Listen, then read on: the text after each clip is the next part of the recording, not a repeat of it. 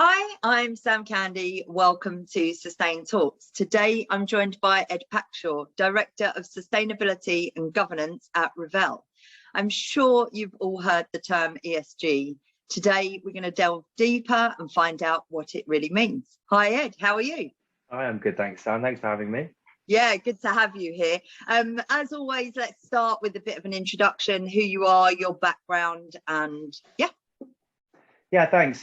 So my name's Ed and I work for an American-based consultancy called Rivel. We specialize in helping large companies, large caps, improve ESG disclosure and strategy to get ready for upcoming regulations and things like that in the future. My background has always been in sustainability. I've been doing this going on 11 years now, studying zoology at the University of Edinburgh, and then moving through some careers in conservation and then more recently into sustainability proper. I've got lots of experience in education as well. I was responsible for helping build Africa's first green school in Gabon, where I was lucky enough to help design the school and the education program, and we were recognised by the UN, which was great. That was based in Gabon, Central Africa, where I spent 5 years learning a huge amount about sustainability development and education, and then returned to the UK, where I was head of CSR for Mace Group, and now more recently joining Rivel, where I operate as the Director of Sustainability and Governance for our UK and European division. And my role is to try and expand our very successful consultancy program in the US to our UK and European clients and help more businesses get better. Yeah, you are an expert when it comes to the topic of ESG. I know that we've spoke about it in depth. I know that my listeners are very confused about what it means. Please, if you can, explain it in simple terms and what it means for businesses today. Yeah, it's a good question, and I think lots of people have the same problem. ESG is just, in environment, social governance. It just means sustainability. From a business perspective, it's about innovation. It's about looking at things from a different angle, approaching new problems with different considerations and different long-term views.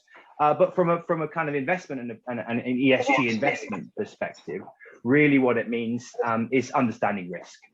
That's really it. We know now that businesses are affected by intangibles. One of those is how it affects how the environment is changing and how people's perceptions are changing around that. So how businesses can understand risk and change their strategy to be well prepared for it. Of course, the ultimate goal that we're looking for is to help protect our planet and create sustainable development. But practically for business, it really is just about risk. Yeah, there's going to be a lot of changes with EU Taxonomy and things like that. How's that fit in, and what does that mean? Yeah, I think there's a huge number of my video just cut off for a second there. Not quite sure what happened. Yeah, we're going through a really interesting time in terms of like regulation and some of the changes. In the last 5 years, 6 years since the Paris Agreement, there's been a huge number of developments in these frameworks, in rating agencies, different ways of disclosure, all sorts of different things. And lots of companies are doing fantastic things, creating wonderful initiatives, empowering people, reducing their carbon footprint. But at the same time, lots of organizations are also claiming to be doing lots of brilliant things. Yeah. And so what we're approaching now is a shift from please report, use these frameworks, encourage people to do more, to a more mandatory or expected change. And so companies will be obliged to report in certain ways. It's all about standardization and comparability. Yeah. So, many investors care. We know investors care about ESG. 4 out of 5 investors, according to our research, put ESG as a major decision factor in their investment decisions. So we know it's important to people. And so, for a lot of people, it's about understanding when somebody says we're a leader in sustainability, are they actually? And can they back it up? Can they prove it? And so EU taxonomy, across the European Union is all about defining ESG. Yeah. And there's a series of different principles. It's very new at the moment and there's a lot of confusion, but there'll be a series of different steps that businesses must take to prove that they are engaging in some mitigation or adaptation to climate change and doing no significant harm to a certain series of criteria. So it might lead to some quite big changes for people in the future. Yeah.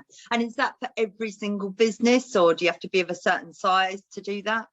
Yeah, across the EU, we know eventually it will implicate almost every business on the planet.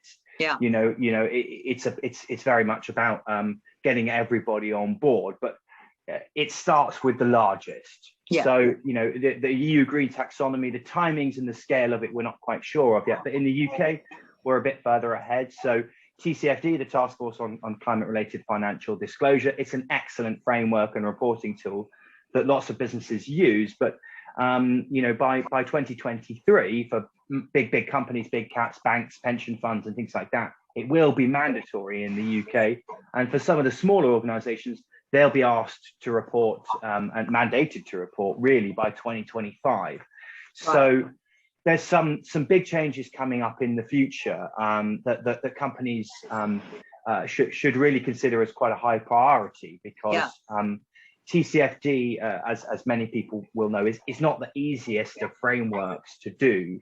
We advise that it can take up to 2 years to get right. So with a 2023 deadline, if you haven't got much reporting, then TCFD should be a high priority.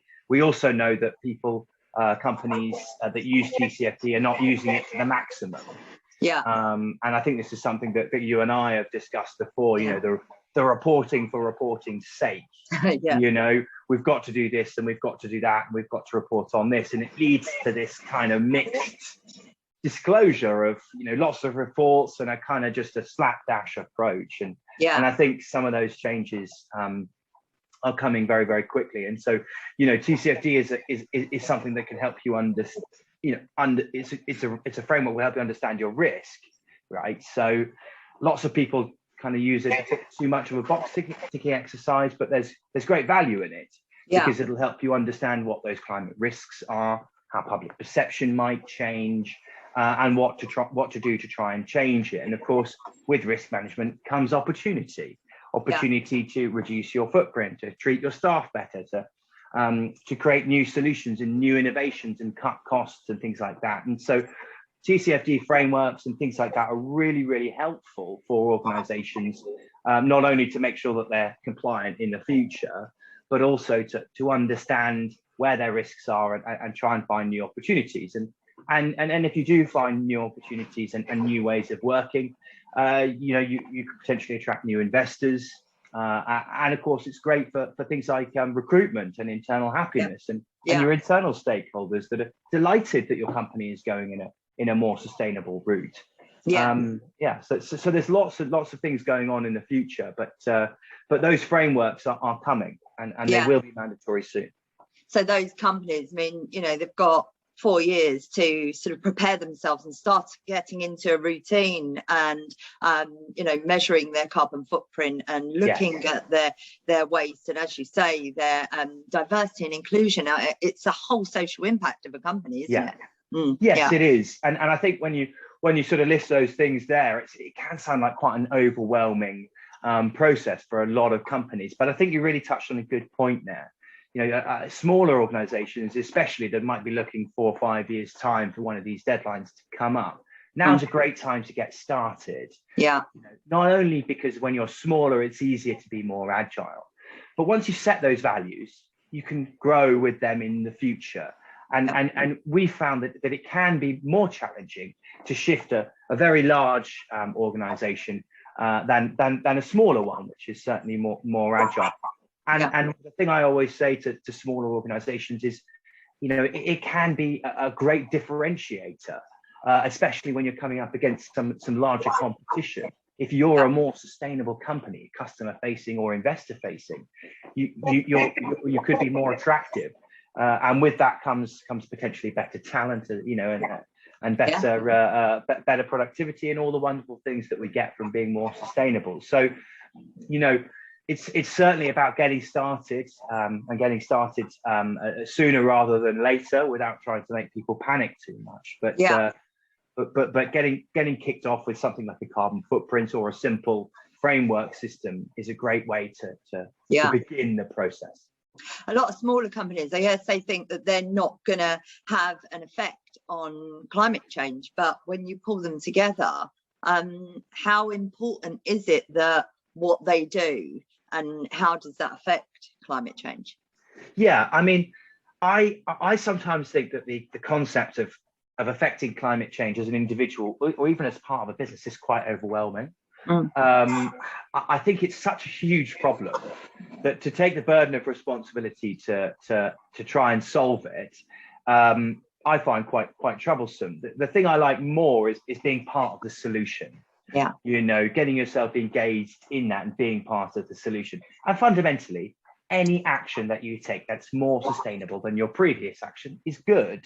Yeah. So for me personally, it's not quite so much about stopping climate change. It's more about adapting and shifting to the future that's coming. Yeah. You know, we know that young people particularly are really in tune with this. And when those young people become the primary consumers in this country and around the world, which they will do over the next 5 years, those decisions will be very important to business. So it depends on which way you want to go. You know, you can say, let's be part of the solution, let's help climate change. But the other side of it is, let's get ready for a future we know is coming. And if you're ignoring that, then that's you know, you're creating more challenges for yourself. Yeah, absolutely. This last couple of years, it's been a crazy couple of years, but over the last year, what's the one lesson that you can share that you've learned? Yeah, great question. I mean, for me, public perception has changed. Yeah. Whether you agree with the science or not, whether you think it's as bad as it might be, or it's all a little bit of whatever, you know, snowflakiness and all those sorts of things, you know, public perception has changed. People understand that this has an effect on the way that we live and the way that we work. And I think, you know, the month of July, particularly this year, really drove that home with wildfires in really developed countries and things like that. So for me, that really is the major change, which has shifted businesses' attitude from, okay, let's try and do this to be seen to be doing something good, to, wow, we really need to respond to this because it's now important and integral to our business future. And I think that shift has really driven the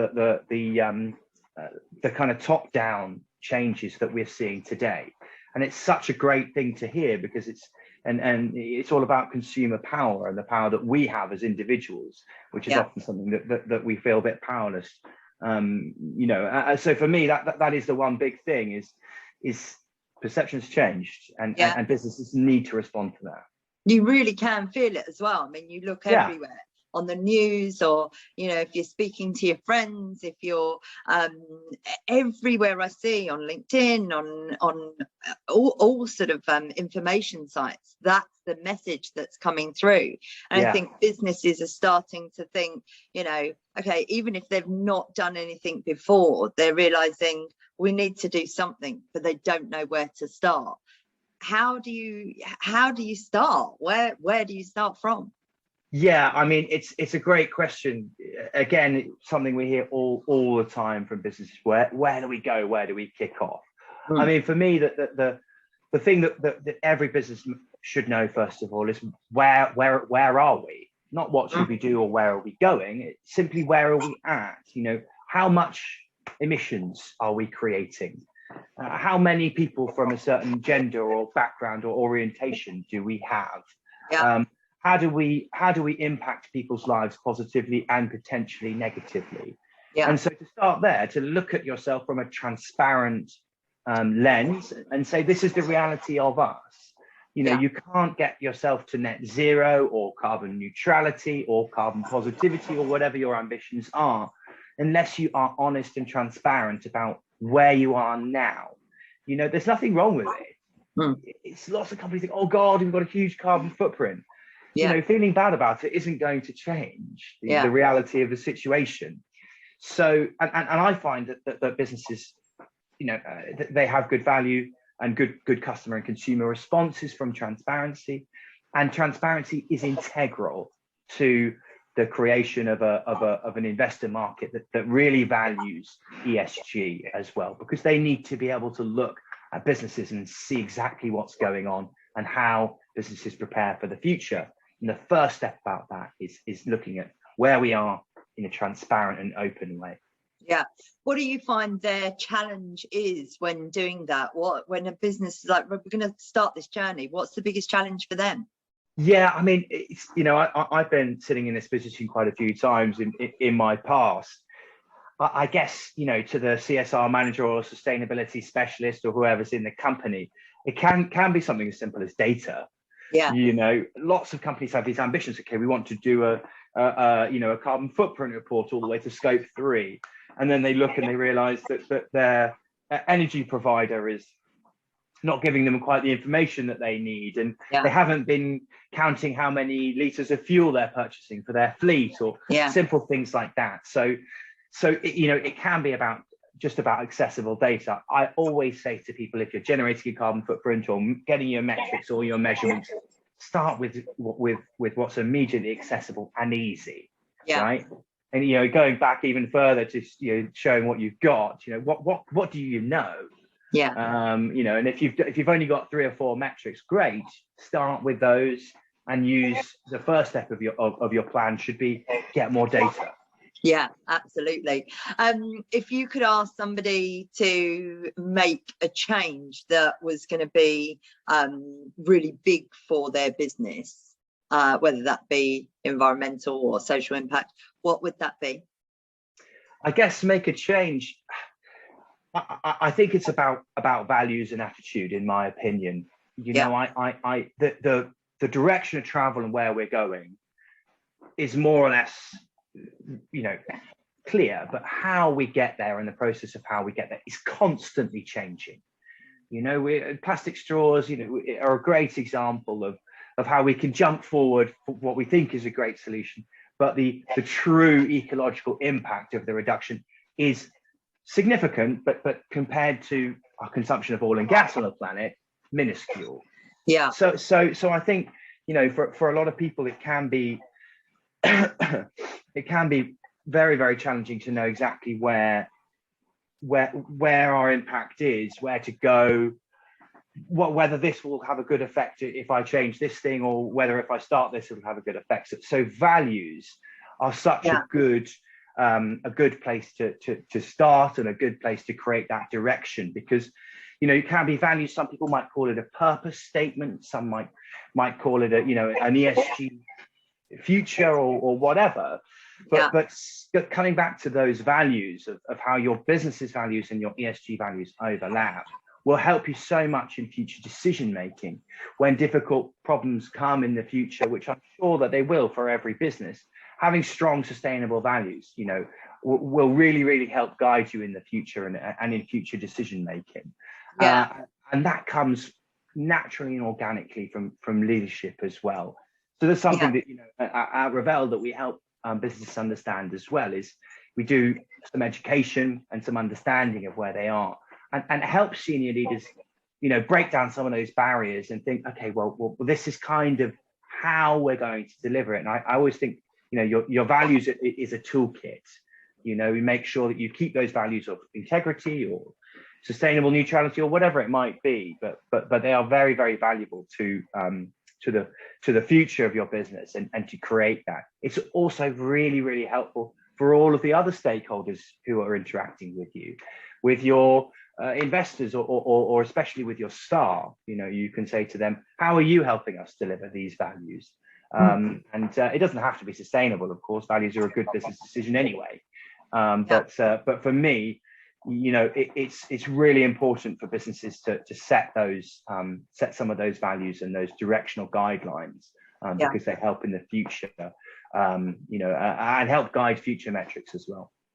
And I think people today, they make decisions on where they consume from companies that have good values. So it's only going to be good for business, right?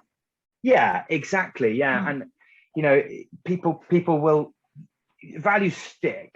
You know, if you think about big businesses with big values in the UK, you know, they're not associated with necessarily with pure profits, family, accessibility.